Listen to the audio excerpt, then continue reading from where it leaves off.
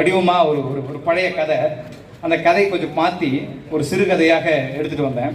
என்ன அப்படின்னா, அது இன்றைய காலகட்டத்துக்கு பொருத்தமான ஒரு கதையாக இருக்கும். ஒரு ராஜா, பழைய கதை தான், நீங்கள் பழைய காலத்தில் தான் இதை வந்து கற்பனை பண்ணிக்கணும், நீங்கள் புதுசாலாம் அதை வந்து யோசிக்கக்கூடாது.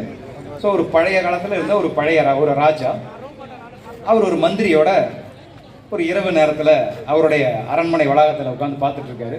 அப்போ ஒரு செய்தி வருது, வெகு விரைவில் இன்னும் 8 மாசத்துல போர் வரப்போகிறது, எதிரிகள்லாம் ரொம்ப வேகமாக தயாராகிட்டு இருக்காங்க. இப்போ நம்ம அந்த போரை சந்திக்கிறதுக்கு தயாராக இருக்கிறோமா அப்படிங்கிற மாதிரி ஒரு விவாதம் அங்கே நடக்குது. அப்போ மன்னர் தன்னுடைய இளவரசனை கூப்பிடுறாரு. தம்பி, இது வரைக்கும் நான் தான் நேரடியாக மக்களை போய் சந்திச்சு போருக்கு தயாராக இருக்கிறாங்களான்னு பார்ப்பேன். ஆனால் இந்த முறை நீ போய் நம்முடைய கோட்டை கொத்தளங்கள் எல்லாம் சரியாக இருக்கிறதா, கோட்டை கதவுகள், வீரர்களுடைய ஆயுதங்கள் எல்லாம் கூர்மையாக இருக்கிறதா, நீ போய் பார்த்துட்டு வா அப்படின்னு சொல்லிட்டு தன்னுடைய இளவரசரை அங்கே அனுப்புறாரு. இளவரசரும் குதிரையில் ஏறி அவருடைய வேலையை செய்ய போறாரு. இப்போ அப்படியே பேசிட்டு இருக்கும்போது ராஜா சொல்றாரு தன்னுடைய மந்திரிகள்கிட்ட, இளவரசரை மட்டும் அனுப்பிச்சா பத்தாது, நம்ம இது வரைக்கும் நேரடியாக போயிருக்கோம், இந்த முறை நாம யுத்தத்துக்கு தேசம் தயாராக இருக்கிறான்னு தெரிஞ்சுக்கிறதுக்கு மாறு வேஷத்தில் போவோம் அப்படின்னு அந்த ராஜாவும் மந்திரி ஒரு மாறு வேஷம் போட்டுட்டு அந்த நகரத்துக்குள்ள கூடுருவி போயிட்டு இருக்காங்க. ஒரு இரவு நேரம் போறாங்க. போகும்போது அந்த மந்திரி என்ன பண்றாரு, ராஜா ஒரே நிமிஷம் அப்படி சொல்லி அவர் வளர்த்துட்டு இருக்கிற ஒரு கிளியையும் தூக்கி தன்னுடைய தோல்ல உட்கார வச்சுட்டு அவர் வர்றாரு. இப்போ ராஜா கேட்கிறாரு, நீ வர்ற ஓகே, கிளி எதுக்குங்கிறாரு. அது மகாராஜா நான் முடியும் போது சொல்றேன் அப்படி சொல்லி அந்த கிளியை தூக்கிட்டு 2 பேருமா நடந்து வராங்க. பார்த்தா ஒரு கடத்தூரில் வந்துட்டு இருக்காங்க. இவங்க மாரவேஷனுங்கிற யாருக்கு தெரியல. பார்க்குறாங்க ஒரு அல்வா கடை. அந்த அல்வா கடையில் நிறைய கூட்டம்.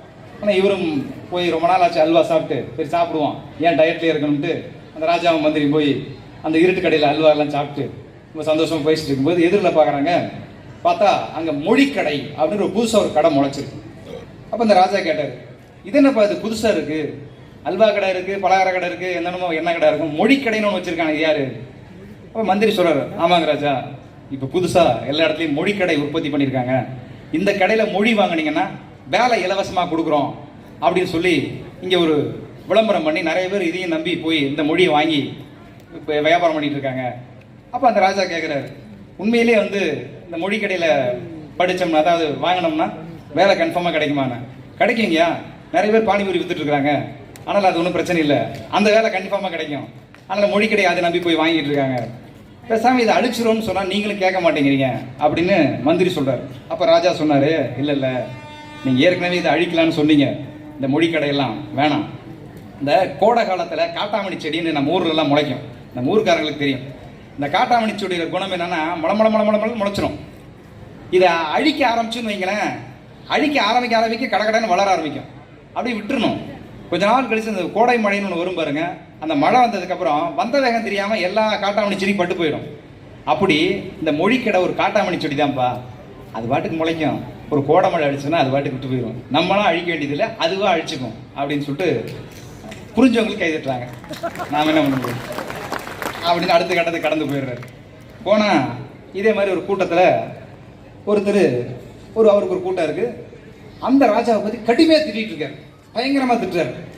இந்த ராஜாவுக்கு ஒரு மாதிரியாக இருக்குது, என்னப்பா நம்ம ஒன்றுமே செய்யலையே, மக்கள் நன்மை தானே செய்யலாம், நம்மளை பற்றி இவ்வளோ கடுமையாக திட்டுறாரு, இவருக்கு ஒரு கூட்டமும் கூடியிருக்கேன், அந்த கூட்டம் ரசிக்குதே அப்படிங்கும்போது ஒரு சின்ன வருத்தம் அடைகிறார். அப்போ அந்த மந்திரி சொல்கிறார், இல்லை மகாராஜா, இதை நீங்கள் தப்பாக எடுத்துக்காதீங்க, இதுக்கு முன்னால் வேற ஒரு ஊருக்கு நான் போனப்ப இதே இவர் தான் பேசிக்கிட்டு இருந்தாரு, அவருக்கு அதே கூட்டம் இருந்துச்சு, நான் கூட ஊருக்கு ஒரு கூட்டம் இருக்குன்னு நினைச்சேன், ஆனால் இங்கே வந்து பார்க்கும்போது தான் தெரியுது இது ஒரே கூட்டம் தான், எல்லா ஊருக்கும் இந்த கூட்டம் தான் போய்கிட்டு இருக்கு, அதனால இதை பற்றி நம்ம இந்த கூட்டம் பெருசாயிருமோ அப்படின்னு நம்ம வந்து பயப்பட வேண்டியதில்லை, நான் அந்த காலத்து கதை தான் சொல்லிட்டு இருக்கிறேன், நீங்கள் பாட்டுக்கு ஏதாவது மாற்றி கனெக்ட் பண்ணி இந்த யூடியூப்ல மாற்றி போட்டுறாதீங்க, அதனால் நான் அந்த காலத்து கதையை தான் சொல்கிறேன், கதை வந்து ராஜா கால கதை, மந்திரி கதை.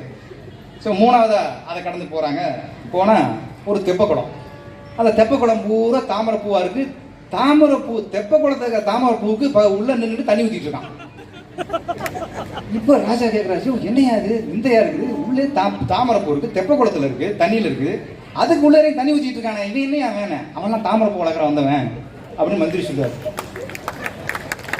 பாருங்க, திருப்பி நீங்கள் வந்து இந்த காலத்து மணி நடக்கிறீங்க, இது அந்த நடந்தது தான். அந்த தெப்பக்குளத்தில் அப்படி வந்து தாமரைப்பூல இருந்துச்சு. இப்போ போயிட்டே இருந்தாங்க. அப்போ உள்ளேருந்து தெப்பக்குளத்தில் ஒருத்தவன் ரொம்ப நேரமாக ஏதோ சொல்லணும்னு நினச்சவன் ஒரு ஓலை சுவடி எடுத்து, ஏன்னா அந்த காலத்தில் நடந்த கதையில், அதனால் ஓலை இப்போனா செல்ஃபோனில் பேசுவான், இப்போ ஓலை சுவடி எடுத்து சர்ஜன் வீசுகிறான், அந்த மந்திரி கிட்ட வந்து விழுது. அவர் எடுத்து ராஜாட்ட படிக்கிறான். அந்த அவன் உள்ளே இருந்தவன் எழுதுறான், ஐயா ஐயா தயவு செஞ்சு எங்களை காப்பாற்றுங்க, இந்த மாதிரி தாமரை பூ வளர்த்தா தங்க தாம்பாளம் தருவோம்னாங்க, அதை நம்பி நாங்களும் தெப்ப குளத்தில் தாமரை பூ வளர்க்க ஆரம்பிச்சிட்டோம். இப்போ தெப்ப குளத்தையே காணோம், பூரா தாமரை பூவாக முளைச்சி கிடக்கு. இந்த தாமரை பூவுக்கு என்ன ஒரு குணாதிசயம் பார்த்தீங்கன்னா, பார்க்க அழகாக இருக்கும். தாமரைப்பூ குளத்தில் நீந்தினவங்களுக்கு தான் தெரியும், நீந்த விடாது. அதோடைய வேர்கள் நம்முடைய கால்களை கட்டி போட்டு உள்ள மூழ்கி மூச்சு தண்ணி செத்து போயிடுவான்.